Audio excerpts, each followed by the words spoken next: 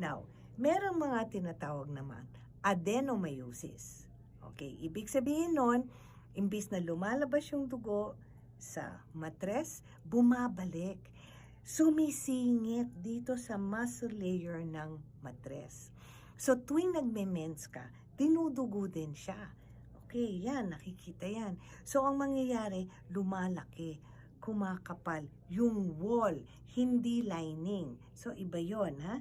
So, yun naman, adenomyosis. Para siyang, hindi siya para, internal endometriosis siya.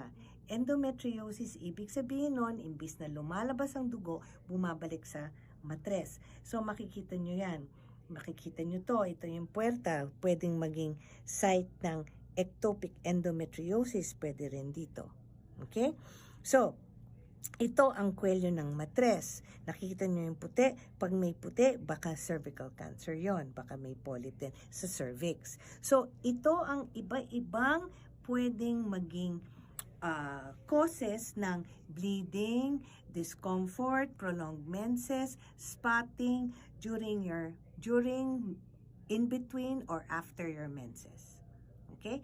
So, it is important, pag meron ho kayong mga senyalis ng ganyan, pumunta na kayo sa doktor nyo at magpatingin para malaman natin, para malaman nyo, susuriin ng inyong doktor kung saan nagagaling yung problema nyo. Okay? Thank you, Doc. Saan ka matatagpuan, Doc? Okay.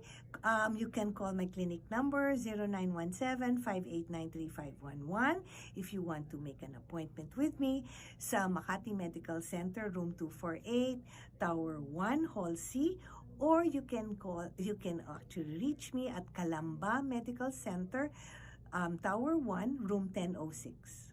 Thank you, Doc. Bye!